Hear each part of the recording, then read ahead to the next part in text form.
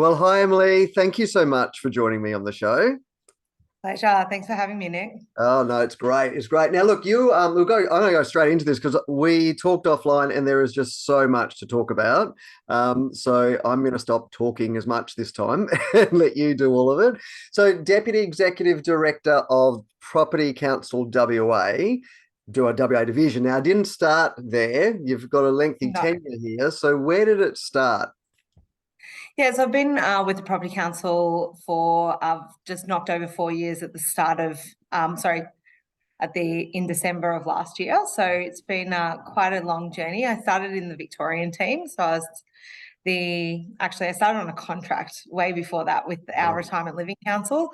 Did a short contract, and then I joined the Victorian team. So I was the senior policy and communications advisor there for 2 years, and then the opportunity came to move to WA, and I haven't looked back since. It's been fantastic. Right. That was a big move. Did you come over by yourself or did you have family? Yeah, I came over by myself, but I've done quite a lot of moves in my career, so the moving part wasn't so scary. I'd also spent about a year living in a one-bedroom apartment during COVID, so Right. it was a bit of a, I was probably a bit of a COVID refugee to WA, and was very grateful that there was a bit of a window of time where I was able to sneak in because Victorians weren't welcome anywhere for a little while there, Yeah. so it was Yeah. nice to be able to get into WA. Well, you're one of us now, so that's good. That's right. I'm a proper sandgroper now. I think it's been the quickest indoctrination I've ever gone through. Oh, definitely. Yeah, you've picked a fun period, that's for sure. Especially, obviously, the property industry has gone through so much, Yeah. changes. So tell me about your role and that of the body of the property council.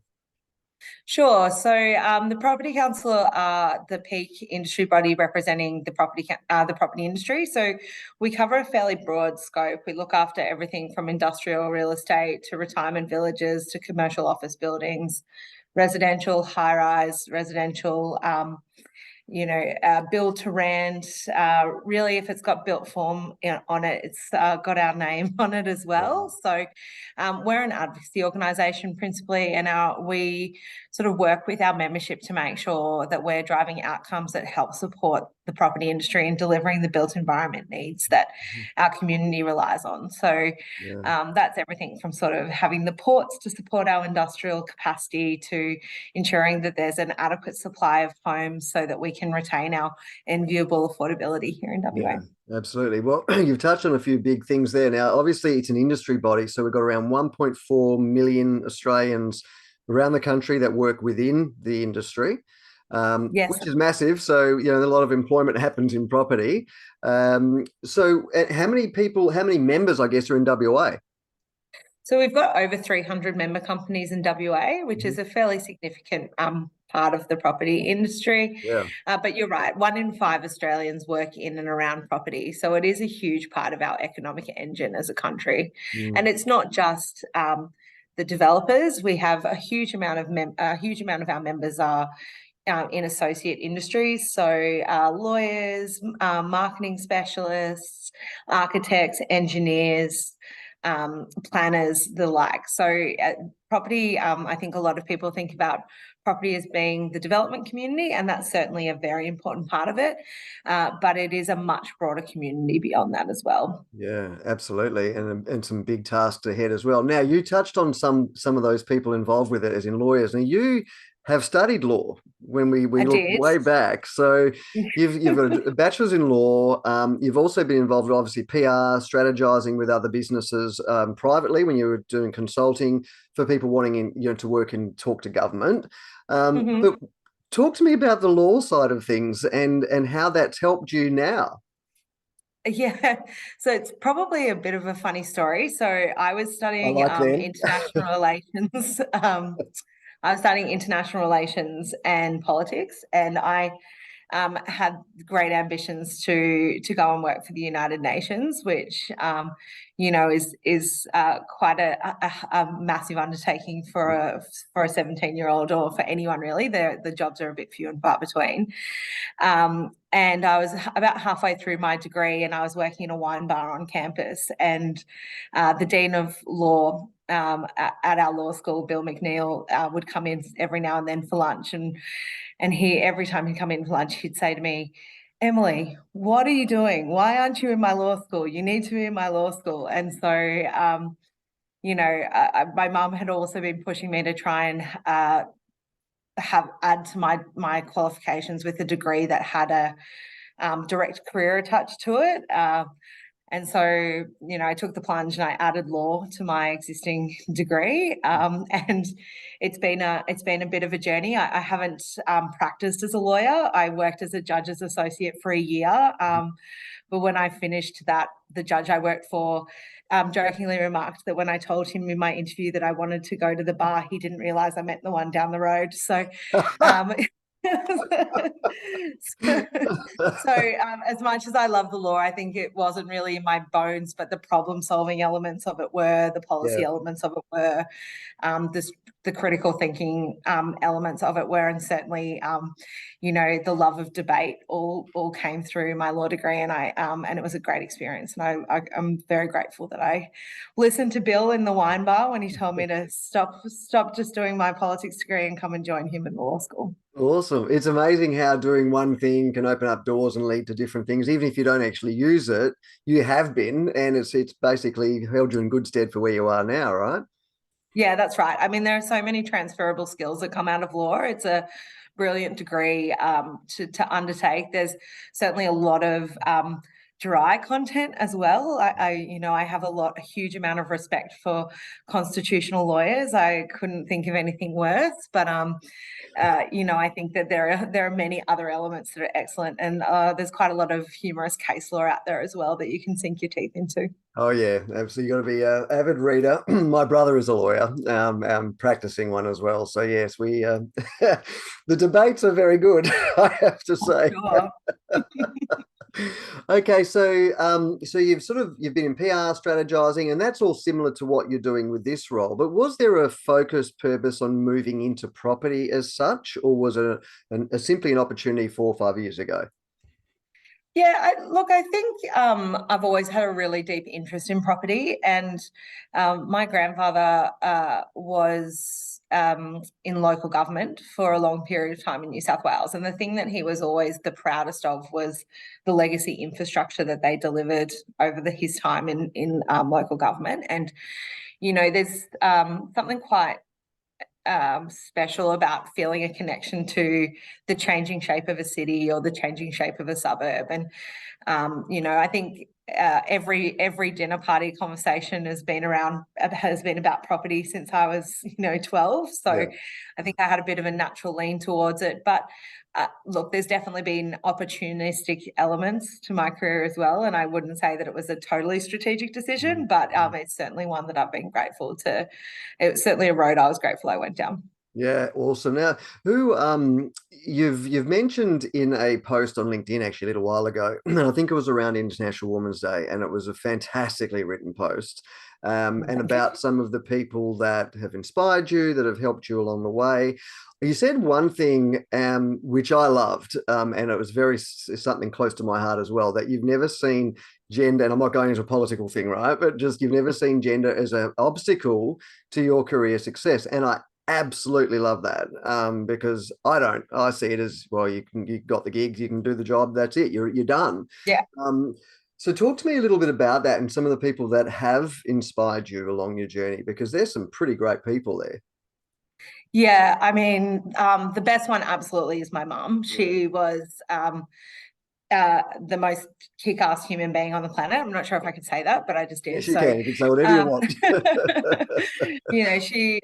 she raised 4 children, got a PhD, worked full time the whole time that we were through school, and Wow. was the sort of person that everyone would point to as, would go to for advice, because she was always had the most sage advice, but she had a killer dry sense of humor as well. So you'd walk out of the conversation feeling like you'd learned something, but you hadn't been scolded, or you hadn't Yeah. sort of like been told what to do. You'd been sort of encouraged along your journey. And she was just an absolutely incredible woman. So certainly I had a great role model in her. I all of my aunts as well have all been phenomenal role models, in their passion. Every single one of them is the most passionate woman I've ever met. There's no lack of talent and passion in my family. My sister, for example, is, one of, I'm going to get this wrong for sure, but she won the university medal, I think, for her studies in medicine. So she's also not, Right. slacking. Um, so I think that there's always been a bit of a drive to succeed. And a lot of that, I think, came from the fact that both my mum and my dad were raised by parents who felt that it was incredibly important to give educational opportunities, confidence and experience to the wealth of my mum was one of four daughters. My dad's got two sisters as well, and my dad's mother is an incredible Australian artist. So, there's a lot of talent there. You kind of had to Absolutely. rise to the occasion. But yeah, they've all just been massively inspirational to me. That's great. And how do you feel that that has helped you with, your style, I guess, in leadership? Yeah, I think that it's an interesting one, really, isn't it? Because when you read um, books, or over time, you'll have different interactions, and sometimes there's a push which sort of says, female leaders should be more approachable, and you should sort of try and tap into your, softer side to be able to curate your team or your leadership style or the like. And I don't think gender really has anything to do with your leadership style. I think what's really important when you talk about leadership is authenticity, and being prepared to get into the mud. So, Yeah. I would never ask any of my team or anyone that I've worked with to do something that I wouldn't be prepared to do myself. And even when I was coaching water polo a million years ago, that I would say that to the teams that I was coaching, like, if I'm not going to ask you to do anything that I wouldn't be prepared to do as a player. So, that's how I approach my professional journey as well. Like, if I can lead by example, put as much passion on the table as possible, but be genuinely authentic in my experiences. When you make mistakes, to say, wow, that one's on me, guys. Like, I could have done that better. Or, even when you have a bad day, or you have an interaction that's not the way that you would have liked the interaction to occur, to say, I didn't do that well. Like, I could have done that differently, or I could have considered this, or I could have considered that. But, I had 5 phones going at the same time, and I picked up the wrong one, and I said what, or whatever the case might be. So, I think that if you can be authentic and acknowledge where you are great, but also acknowledge where you're not so great, or days where you're not so great, then that gives people a confidence that they can expect the same thing from you day in, day out. And I think that's what's really important.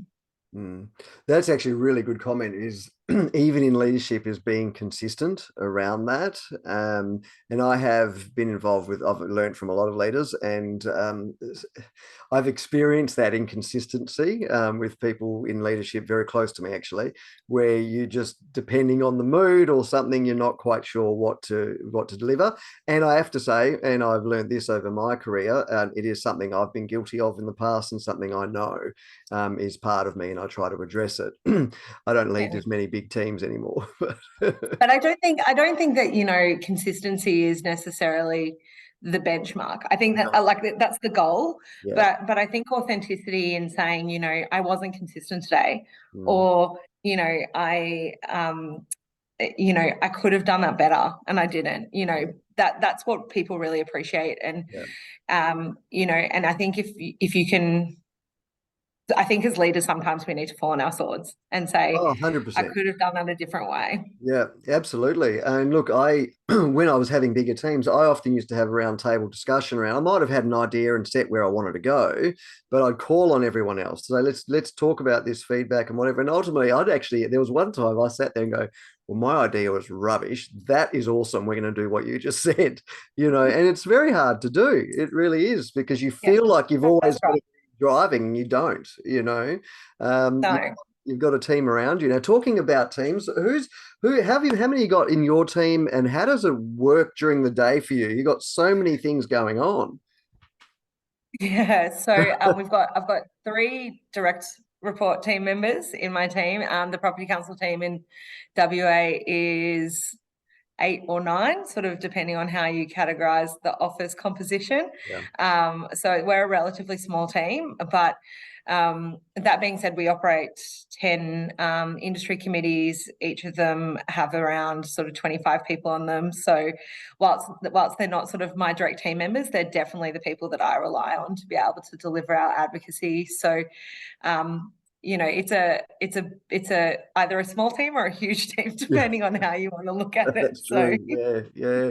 but I but the three in my advocacy team and the broader WA property council team are truly outstanding. Every single one of them. Fantastic. That's awesome. Very Um, lucky. yeah, absolutely. Some of the things you're advocating for now. I also read something you very influential in the apartment space. There's been some great apartments open recently.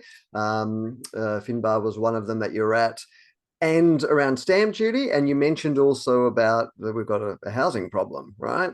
So, what is the council doing now?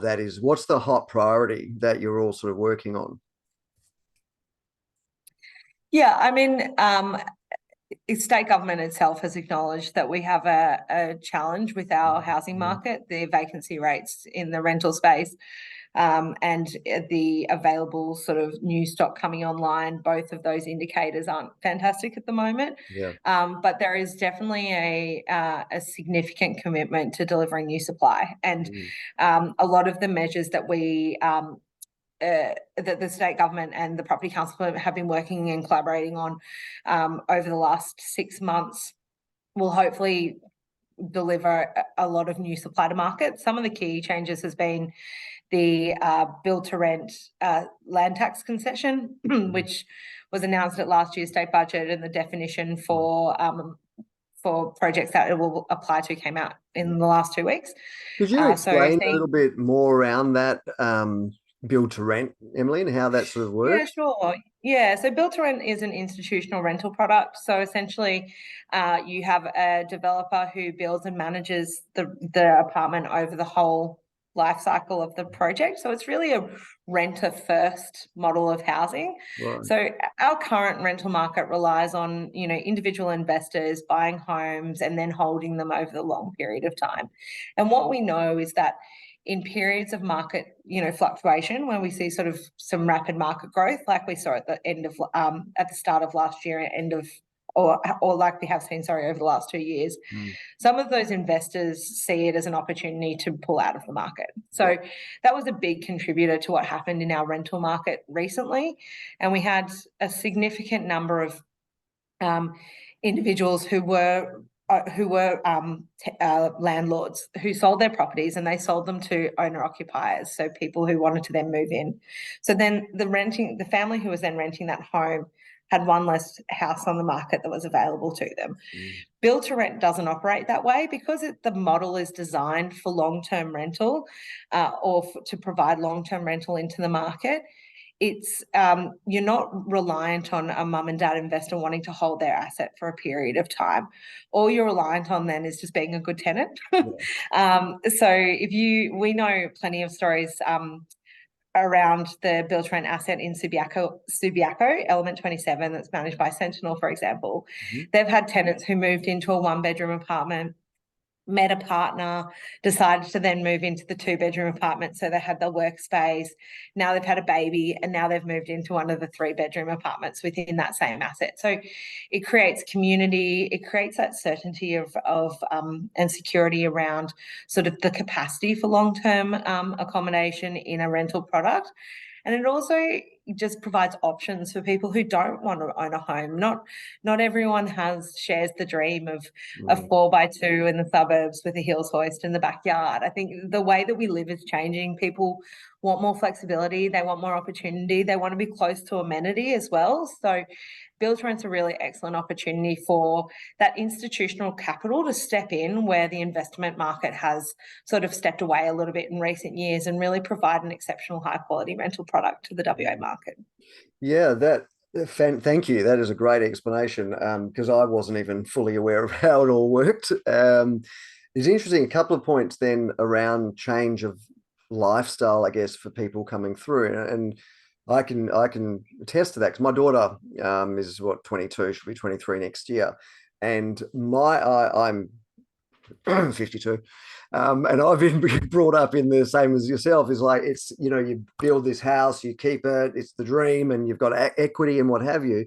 No interest. They want to rent, they want to travel, they still want to have an investment property, but the priorities are certainly different, and where they want to live is certainly different to the way it used to be.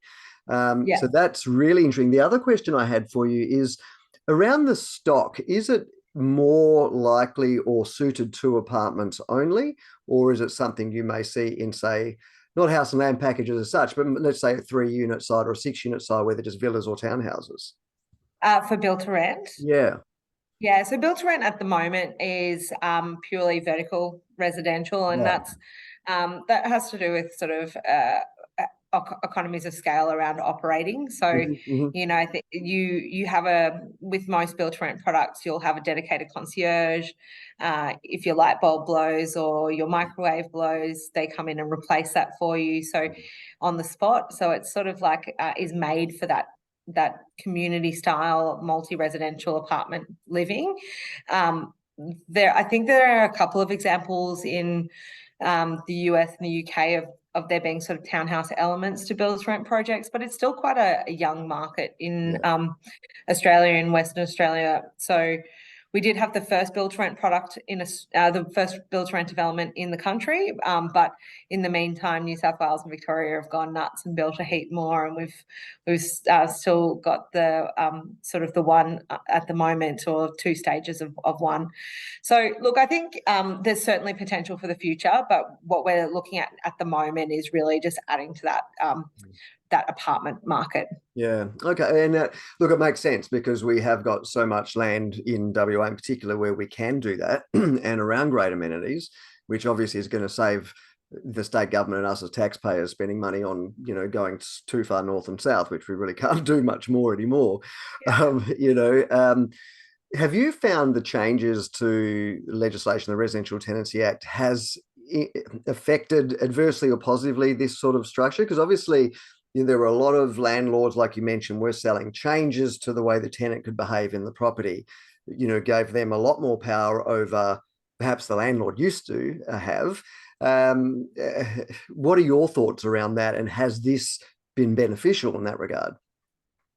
Look, I mean, Kath Hart from Regua is definitely the one to answer that question. So I might handball to her, and I'll put you in touch so that she can come on your show and That'd be great. do for you.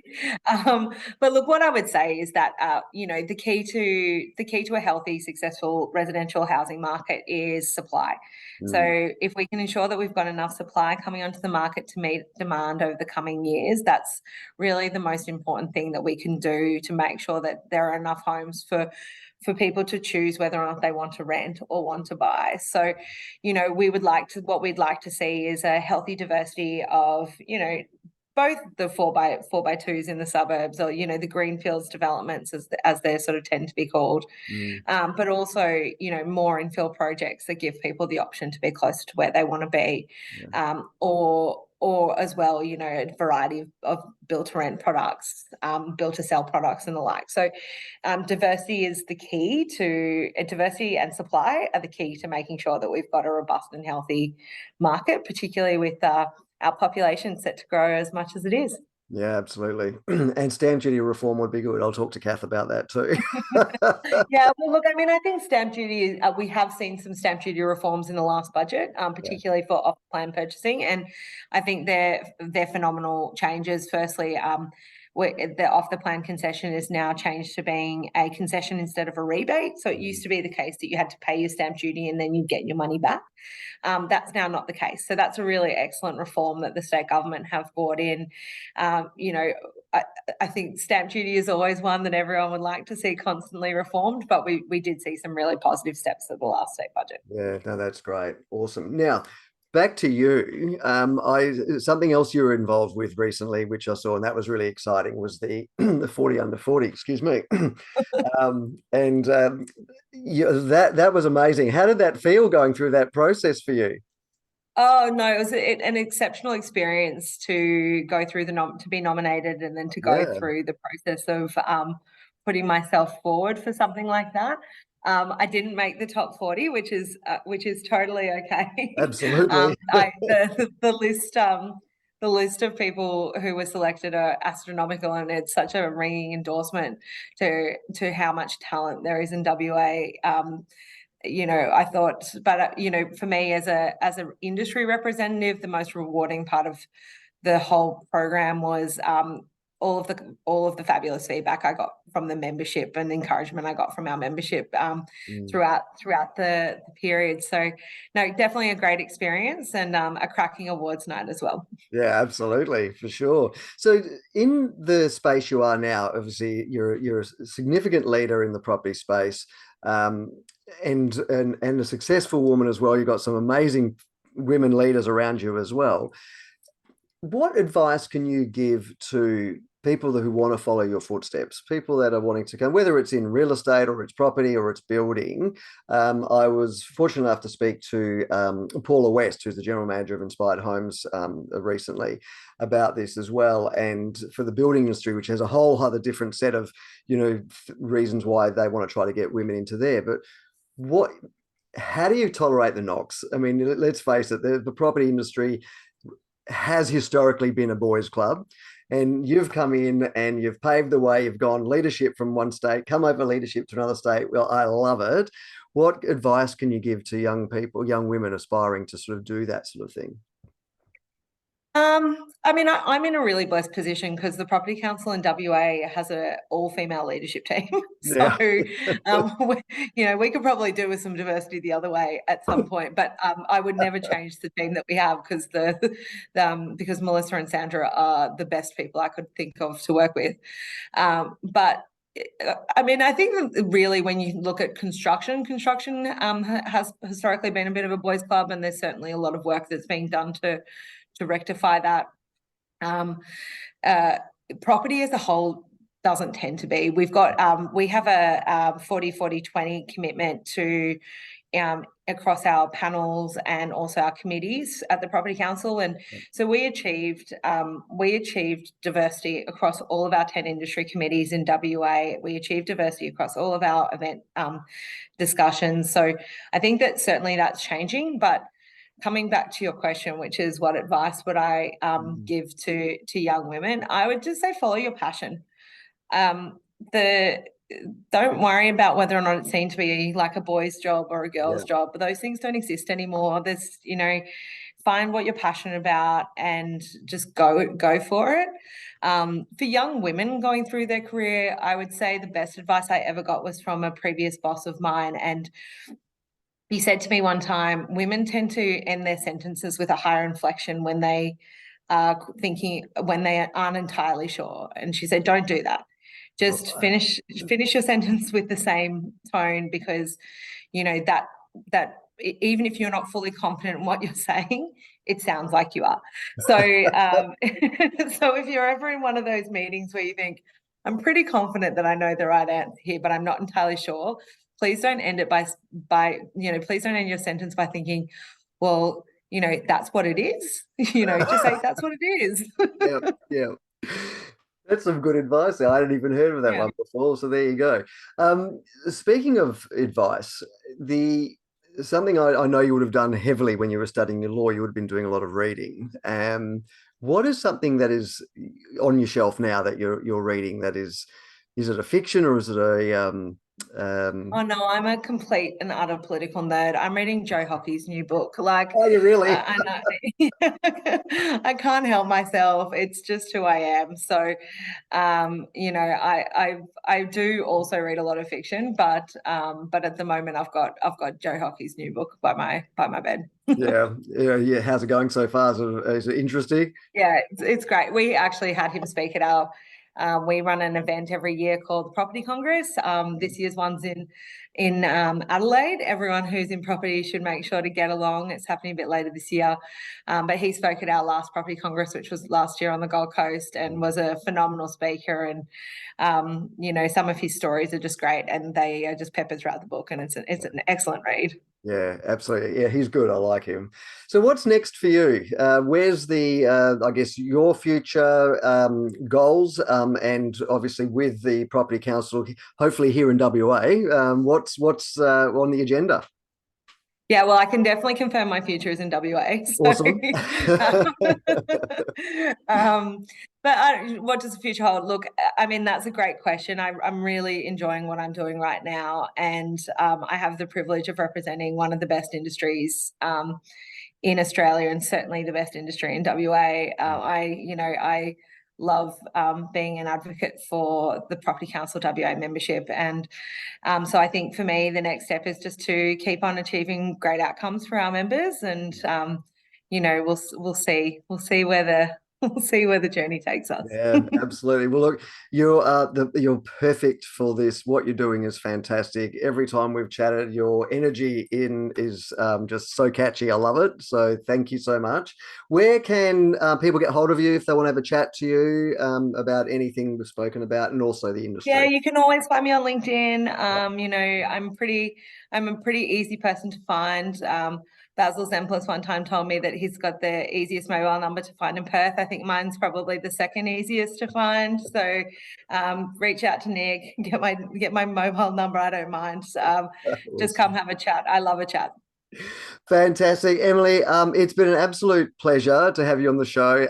You've shared so much around your leadership, your style, certainly some things around the industry that I didn't even know. So I'm quite privileged in this role, be able to sit here and ask questions, just learn from great people like yourself. So it's been an absolute Thank you. privilege. Well, it's been a pleasure to join you. I always love it. I always love our chats. So look forward to Awesome. doing it again soon. Thanks so much, Emily. I will talk to you soon. Cheers. Thank you. Bye bye.